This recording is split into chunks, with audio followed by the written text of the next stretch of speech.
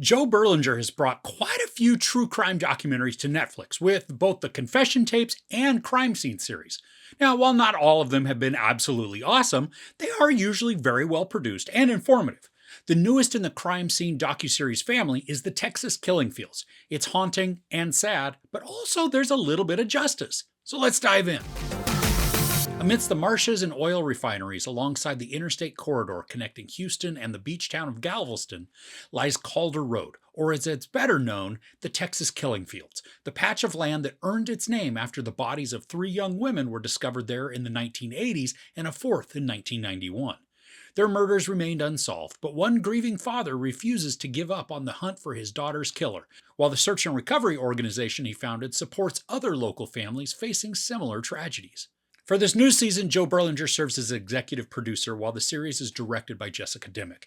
And like almost all true crime documentaries, this is a sad and a tough one to watch because we get to hear numerous accounts from family members of girls and young women who went missing and were either never found or their remains were found and then nobody was brought to justice. And the story talks heavily with Tim Miller, the founder of EquiSearch, a company who searches for missing people and doesn't charge family for the services. And Miller is driven and dedicated, and that's mostly because he knows exactly what these families are experiencing because his own daughter was killed and then dumped in the fields on Calder Road. And once a few more bodies were discovered there, the place got the infamous name of the Texas Killing Fields. This is a frustrating 3 episodes to watch because of account after account of missing girl whose families turn to the authorities but are dismissed for any number of reasons. I mean, it's sickening to hear how police would tell parents that their kid was just a runaway, or maybe that because she worked at a bar, she took off with some random guy she met at work. I mean, really, the only time they reacted in a timely fashion was when a little white girl went missing.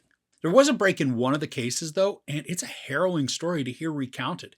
There was actually a survivor who, because she survived, was able to give information that eventually led to a few murders being solved.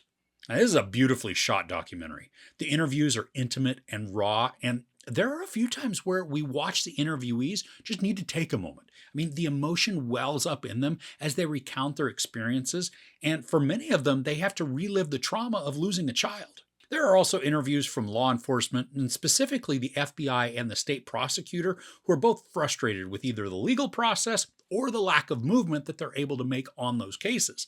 But they do provide some touching points of view at times. And I appreciated that we can see humanity in them rather than just stoic, cold, or even defensive demeanors that we typically get from law enforcement in true crime documentaries like this. Now, while the series does look critically at the lack of action by the police in the 80s, and then even earlier, there isn't an overall disdain or condemnation that permeates the voice of the documentary. I mean, it simply will point out the shortcomings when they happened and then let the family members express any criticisms. And each of the episodes are about 45-ish minutes long, and while 3 episodes can be too much for documentaries, this one did have enough information to keep the runtime compelling and intriguing. It was informative without being repetitive, and it is presented in a way that takes us through the timeline, but not in a chronological way.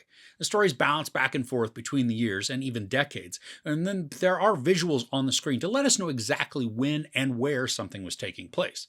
Now, this made it easy to follow, and the way the story plays out, the back and forth actually made it make a bit more sense as accounts and cases were actually tied together rather than going chronologically where cases would have gotten mixed up with others simply because of what order they happened in. I really enjoyed this documentary, for I guess as much as you can enjoy a retelling of heinous murders and assaults. This held my attention the entire way through, and I never was wishing that it would have been shorter or would have cut portions out. Now, I wasn't looking for it to be any longer, but what was contained was efficiently told while handling the information with reverence and respect. Now, I think this may be the best entry in the crime scene series so far. The Times Square one was intriguing also, but there's something about this one that really gives it more intimate impact, and I think that could be because of the dialogue and the conversations that are captured, not only with all of the family members, but also with Tim Miller, as we get 2 perspectives from him. One as of a parent of a child who was murdered, and then as one who helps to find missing people. I mean, we can see the wear and tear this has on him mentally, emotionally, even physically, and yet he still keeps on. And it's inspiring, but also heartbreaking to watch him, and that adds that intimacy that I had mentioned. And while there is justice that we get to see carried out in some of these cases, it's not across the board on every case. There are more frustrations and disappointments than convictions or even answers.